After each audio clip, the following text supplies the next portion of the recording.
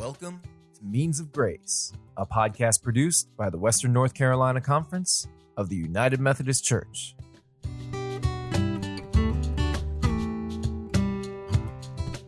Welcome to Means of Grace. I'm Melissa McGill, the Conference Director of Communications, and joining me today is the Reverend Amy Coles, the Western North Carolina Episcopal nominee and our conference assistant to the bishop. Amy, thanks so much for joining us and sharing some of your story with us today. Thank you, Melissa. Glad to have you. So let's get started with a little bit of your background. What can you tell us about your childhood and how you came to faith and maybe the United Methodist Church? Okay.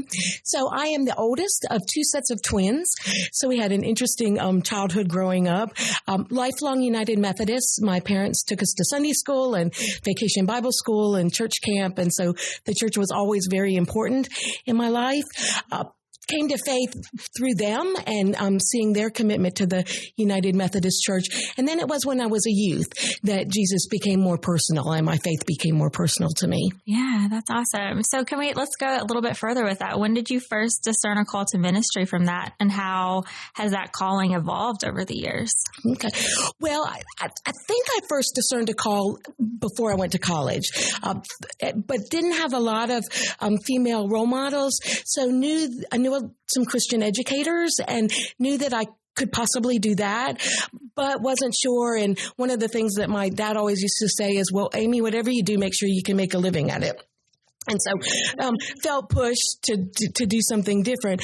But it was after I finished college that I began to hear that call. And one of the things, I was coming home from my grandparents one time after visiting them and actually heard God say, what about seminary?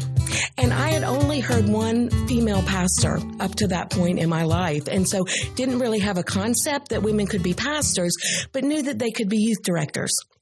So I said to God, God, I'll do this as long as I can be a youth director and never have to preach.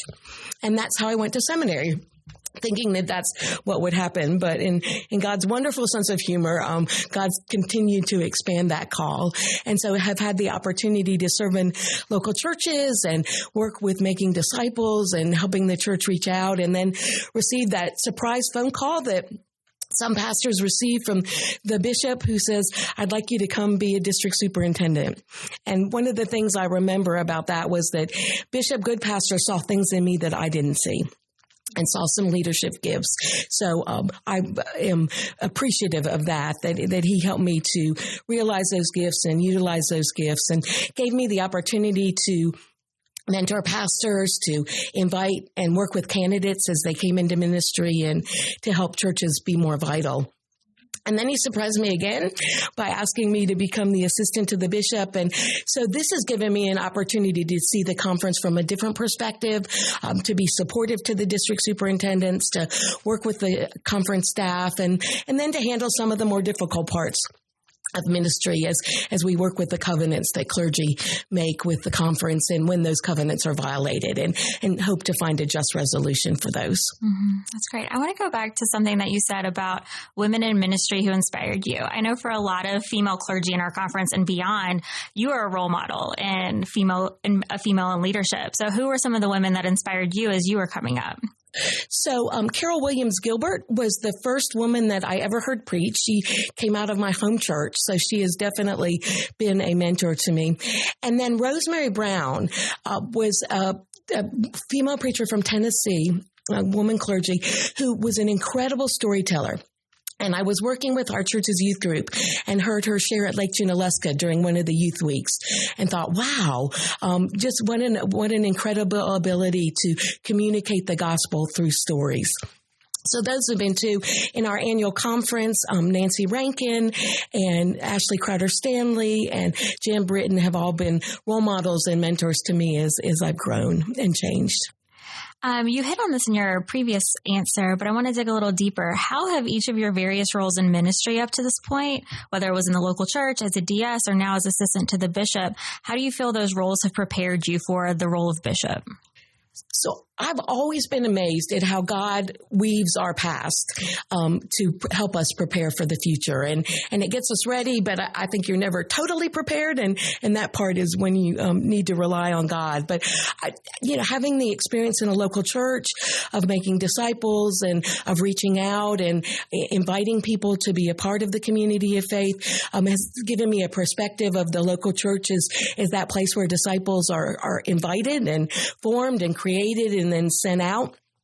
From a district perspective, I had the opportunity to experience lots of different kinds of churches and to see the unique perspective that each church has in their unique personality and to learn to appreciate that, not try to make every church look the same. And then particularly in this role as the assistant to the bishop, I've had the opportunity to work with two great bishops and who have mentored me and whose styles are different. And so that's been important and it has been very helpful in me learning what this role would be like in the years to come. Let's talk a little bit about your roles in the larger denomination. So how did you first get involved with the connectional table and what kind of work do you do there? So I was nominated in 2016 at the Southeast Jurisdictional Conference as an SCJ representative to the connectional table. There are central conference representatives, there are jurisdictional representatives, and then there are others who are part of the connectional table. So have had the opportunity for the last 4 years to participate on this group that discerns and articulates the vision for the church, but also stewards the resources of the mission and ministries and resources for the United Methodist Church. And I've gotten the opportunity to participate in many ways. This is a working group. We don't just sit around and listen to reports. So the group that I was focused on for the quadrennium was agency evaluation. And this is how we worked with our agencies and discerned how the most effective ways that they were living into the 4 areas of focus for the United Methodist Church. Then I also served on the leadership discernment and community life group. And that was kind of our inner group of discerning leaders and also organizing worship and helping to support worship for that. I'm the representative to the Economic Advisory Committee, which is a part of GCFNA, and as that, I get to be around a lot of really smart statisticians who seek to look into the future and help us to know what will be sustainable and affordable going forward for our denominational budget. And then finally, I served on the budget allocations task force, which was a task force that took a look at our budget for the next quadrennia from 2020 to 2024. And we were given an 18% reduction in the overall budget. But in the part of the budget that the connectional table works on, that figured into to be about a 23 to 24% reduction. And so we had to figure out how we could best allocate the resources to assist the church in fulfilling the vision. And how has this sort of big picture view and your involvement with the denomination, how has that shaped the kind of bishop you would be? Well, I've come to see the church as much more of a global church.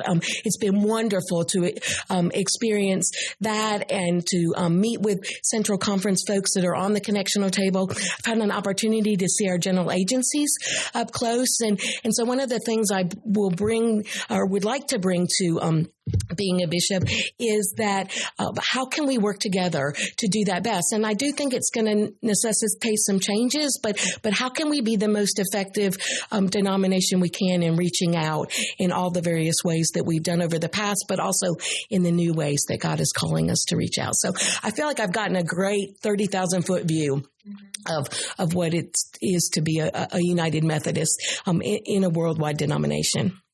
Now we're going to shift a little bit because you've also served at the other end of the spectrum in our rural churches, some of our more small churches. And you also serve on the board for the Rural Faith Development CDC and participate with the Thriving Rural Communities Initiative at Duke. So as a denomination and conference, how can we also support our rural churches? So I grew up in a large membership church. So the first church that I served was small and rural, and really enjoyed that from the perspective of the community atmosphere. And so I think as we support our rural churches moving forward, the first thing we've got to do is appreciate their giftedness.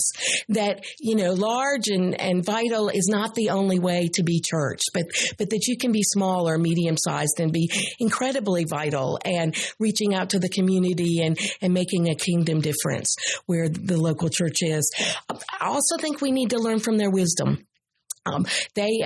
Lots of them have grown up in the church, and generations have been a part of building the church, and they do have a lot of wisdom to give to us. And then we need to appreciate their values. Sometimes those values are different than what we find in cities or in suburban areas. And I think we need to appreciate who they are and their desire for connectedness and their desire for clergy that relate to them on a very personal level, and getting involved in the community where they're the community leaders, but also who are willing to help them grow and continue to change so that the church can be real and relevant in the future. In your earlier ministerial career, you also served as an associate pastor of a new church start. So now talking a little bit more about innovation, how did that experience influence your ministry? So it was interesting to go from a rural church that had been there for many, many years to a new church start. And it was exciting. One of the things I first noticed was that church, their core value was permission giving. So if a person had an idea about ministry and they gathered a few people around them, they could go out and do it. And that was an exciting time. And we had lots of experiments, and some ministries lasted for a short period of time, and some ministries lasted for a longer period of time, and it was fun to be a part of that. I also came to know the value of small groups in helping to disciple people, to help people grow in their relationship with Jesus Christ. And so, whether they were a person that had just come to the church or whether they had been a part of other churches, the small groups were a vital part of the ministry of that church and in helping folks to study the Bible and think about the best ways to live out their faith in the rest of the world.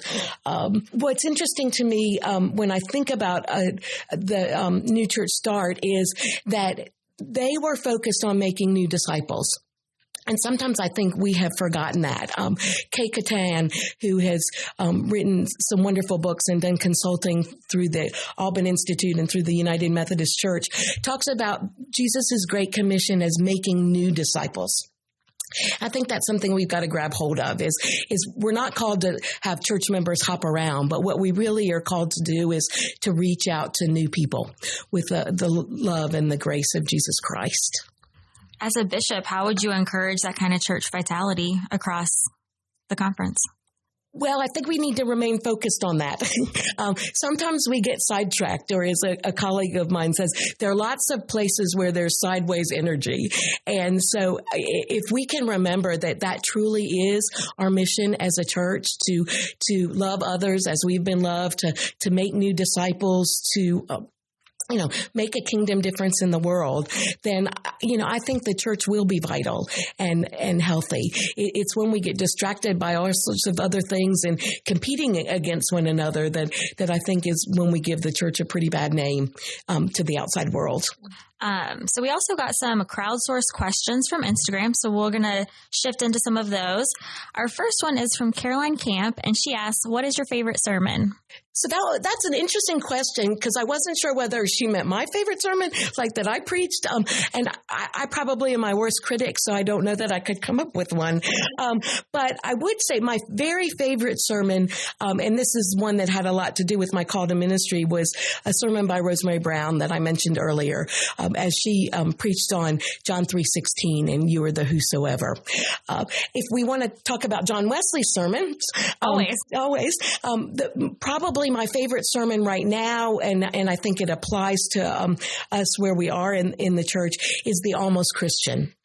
As John Wesley distinguishes between what it means to be kind of a cultural Christian versus what it means to be an altogether Christian, to be wholly devoted to Jesus Christ and to be living into our general rules of doing no harm and doing good, and those who truly know the peace of Jesus Christ and rejoice in the hope that Christ gives us. So that sermon is my call to sanctification and to continue to work and to continue to grow. But I think it is important that oftentimes in the United Methodist Church, particularly in the United States, we've been almost Christian. We've been cultural Christians. We've done what we thought we had to check off the list to get into heaven. But what God is calling us is to something much deeper, to a deep and abiding faith that then is lived out in ministry in the world. Our next question from Instagram is from Elizabeth Murray, and she asks, what role do you see deacons play in a potential new Methodist denomination? So as I hear that question, I hear her asking about the protocol that's recently been released and perhaps about the role that deacons would play in the new expression of Methodism or the traditional expression of Methodism that the protocol proposes. And I really can't speak to that because I am deeply United Methodist and intend to stay United Methodist, particularly as the protocol looks at that. So I can talk, though, about the value I see in deacons in our church. And I love the way that deacons connect the church to the world. I think they do a beautiful job of that. As I've had the opportunity to go to seminaries and do seminary visits, which is one of my very favorite things, to listen to folks that are being called into the ministry now and to hear where their calling is going to be lived out or where they want to live it out in their lives. What I hear a lot is how can they connect the church to the world? How can they take the faith that they have and then make a difference. And so one of the things I've said to a lot of the deacon candidates that are in seminary is, you're going to have to help us figure this out. That, we can't, I don't think we can tell that order what they need to do, but I think we really need to be listening to where God is calling them and then figure out a way to facilitate that and allow them to do that. We also, in the Western North Carolina Conference, have a couple of deacons that are serving local churches that felt that call, and we had a need for some additional folks to serve. And one of the things that I've noticed is the gift that they bring in helping those churches with their relatively small churches, but they've really helped them to be outwardly focused. And so I wonder what it will look like in the days to come as we truly appreciate the ministry and the calling of deacons and then help them to live out that calling. And I think that's what a bishop is called to do. I think that's what the denomination is called to do, is to listen and then look for ways that we can form that order in a way that will help them do that. And our last question from Instagram is from Ray McKinnon, and he asks, what must we do to ensure that Black, Brown, Indigenous, and people of color aren't marginalized and or tokenized in our connection? Wow, what a question. My first answer is we white folks have got to do our work. I think that we have got to continue to look at the way white privilege pervades our society, that we need to be prophetic and speak out as we see racism in the world. And we've got to be willing to be vulnerable about that. I think for a period of time, we thought we had fixed racism, and clearly we had not. And unfortunately, I think what we've seen in the last several years is a resurgence of it. And so I really do think it rests on us, Anglos, to take a look at that and to really do some soul searching and some repentance for the way that we've lived this out and the way that our ethnic friends have been marginalized or tokenized. I also need people like Ray in my life to point that out, because oftentimes I don't know my blind side. So while I want to do my own work, I also need my Black and Brown brothers and sisters to help me see where those blind spots are and to call me into being accountable. In the Western North Carolina Conference in the next quadrennium, we are going to make it mandatory that our clergy receive some anti-racism training. We've had a wonderful dismantling racism task force that's been working. And so clergy are going to be invited and asked to participate in a training that equips and empowers faith leaders to not only recognize, but to challenge and combat racism. And so I think that's vitally important that we all do that together so that we can confront it together.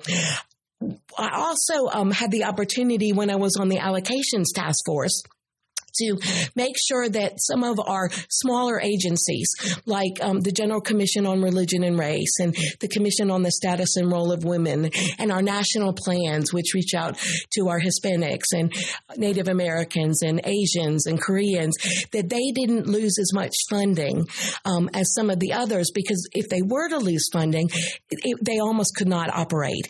And so one of the things we worked out in our values with the allocations task force was to make sure that those agencies and those plans would still be viable so that they can also continue to lead us to becoming more aware and to becoming more willing to be kingdom people who value all children of God. And thank you again to Ray, Caroline, and Elizabeth for submitting those great questions.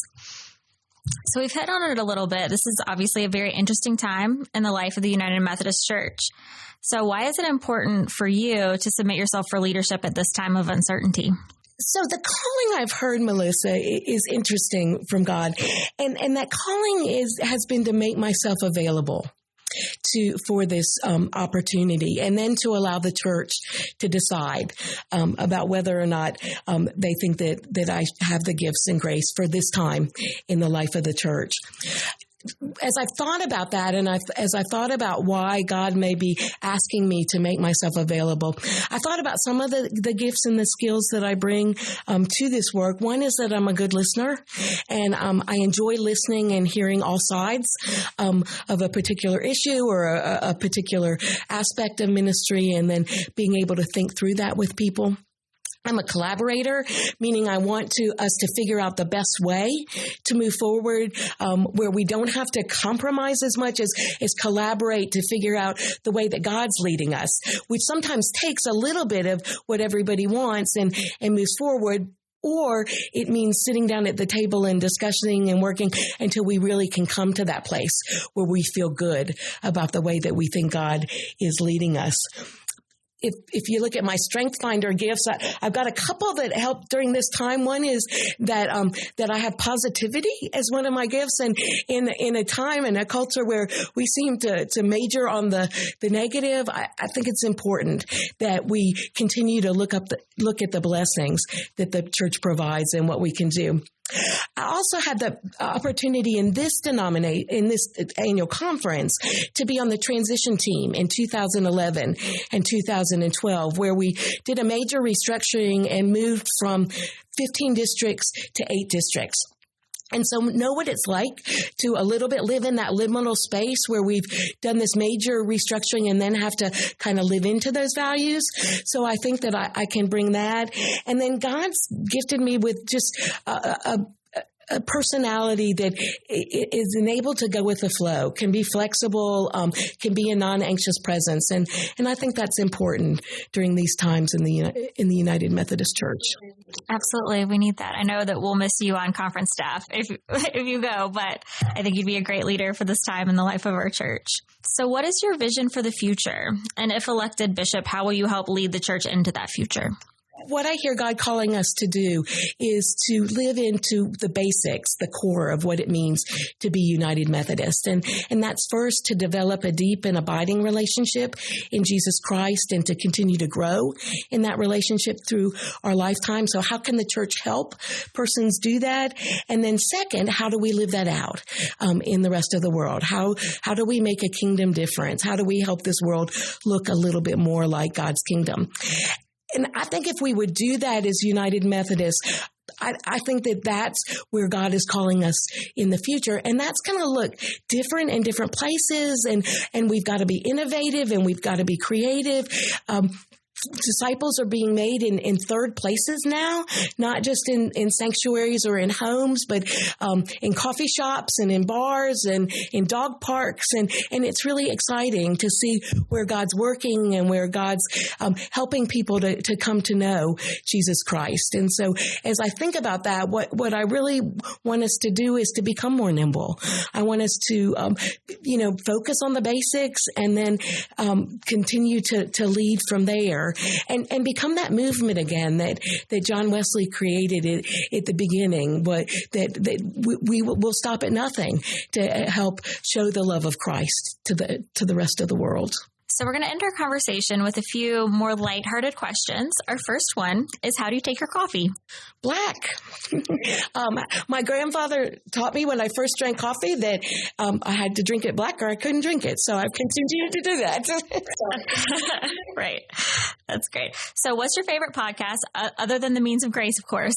Sure. And I love The Means of Grace, Melissa. You are doing a great job. Thank you and so have much. Enjoyed listening to it. So I would say my second favorite is On Being with Krista Tippett. And I just learned so much from that podcast and how just things of the world relate to things of faith. And I think Krista's an incredible interviewer and person leading that broadcast. Yeah, that's one of my favorites too.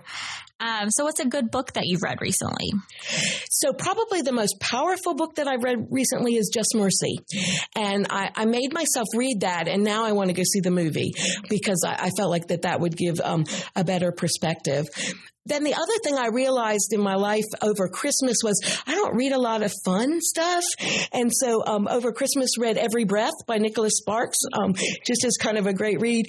And then upon the recommendation of a friend, have just started The Ladies' Room by Carolyn Brown. And those are just great books to read and to kind of have some enjoyment as a part of the other reading I'm doing. So how about your favorite TV show? Yeah, I don't watch a whole lot of TV. Probably some of my favorites are anything on HGTV, and I often have that on while I'm doing other things. My niece and I like to watch the Great British Bake Off, and then the newer one is Gourmet Makes, which comes from the Bon Appetit Test Kitchen, and so I've learned about how you can recreate Skittles and Pop-Tarts and things like that. On network TV, I love The Good Doctor and This Is Us. And then if I was going to pick a favorite on Netflix, I would say The Crown. How about your favorite restaurant in Charlotte? So my favorite restaurant in Charlotte is Ruru's, which is a Mexican restaurant off of Providence Road. And a great evening out or Sabbath activity for me is to go to a movie at the Manor Theater and then walk over to Ruru's and have either an early dinner or a late dinner, depending on when the movie was. So I also want to ask about your favorite restaurants at Lake Junaluska. We're lucky enough to be the home of Lake Junaluska in the Western North Carolina Conference, and you previously served as a DS for this area. So what are some recommendations that you have for SEJ delegates who'll be visiting this summer?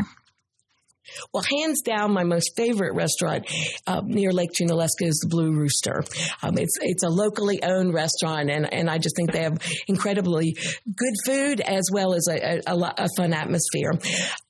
Another one is the Haywood Smokehouse, and they have great barbecue and brisket and fun to go there. Then there's always the Sweet Onion. That's a fun place to go. And probably my favorite Italian restaurant would be Frankie's, which is down towards Maggie Valley. I'll have to add some of those to my list as well. So how about your favorite Bible verse and why? I would have two. Probably my lifelong favorite Bible verse comes from Luke's Gospel from the 3rd chapter during Jesus's baptism, and where as Jesus comes up out of the water, he hears God say, "You are my beloved, with whom I am well pleased." And that made all the difference in the world in my faith and in developing a faith in Jesus Christ, to hear that the starting point of our journey of faith is that belovedness, and then how we live into that belovedness and to the giftedness of God is how we live our lives. And that's what I want others to know first and foremost. It's not that you have to do things right or wrong to be a Christian, but first and foremost, it starts with God loves you and I love you and we love you. And from there, we want you to live into that through your baptism. Lately, one of my favorite Bible verses comes from Ephesians 3. And I think particularly during this time in the church, we tend to want to, it seems like we tend to want to box God in and box God's love in. And so in Ephesians 3, Paul talks about how he's praying that we might all have the power to comprehend with all the saints what is the breadth and length and height and depth, and to know the love of Christ that surpasses all knowledge.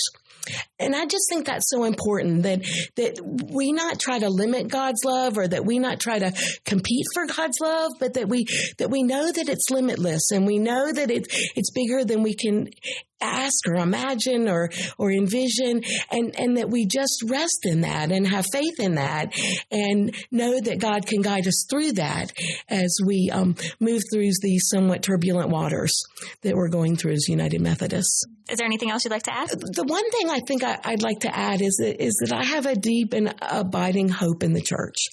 Faith that God will always have a church. And while I don't know that we know what that will look like, I just look forward and I get excited about seeing what God's going to do with that, and seeing how communities will come together, how God's love will continue to be made manifest, and what the future looks like. And I'm just willing to walk into the future knowing that God will have a church, and let's see what happens. Mm-hmm. I think that's a beautiful note for our conversation to end on. That inspired me personally, but thank you, Amy, for sharing, and know that we'll all be praying for you on this journey. And thanks for listening to this episode of Means of Grace with the Reverend Amy Coles. Bishops will be elected this summer at the Southeastern Jurisdictional Conference, July 15th through 17th at Lake Junaluska.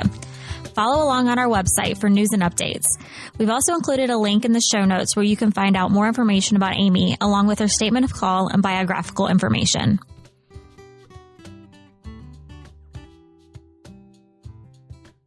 Thank you for listening to Means of Grace, a podcast produced by the Western North Carolina Conference of the United Methodist Church. We hope you've enjoyed listening to these podcasts and use them as a way to stay connected to our community. Remember to subscribe to Means of Grace for free on Apple Podcasts, Spotify, or wherever you get your podcasts. Please leave us an honest rating and a review. It helps others find this podcast. Follow the WNCC on Facebook, Instagram, and Twitter at WNCC UMC. That's WNCC UMC. Means of Grace is produced by the Western North Carolina Conference of the United Methodist Church and Gojo Studios.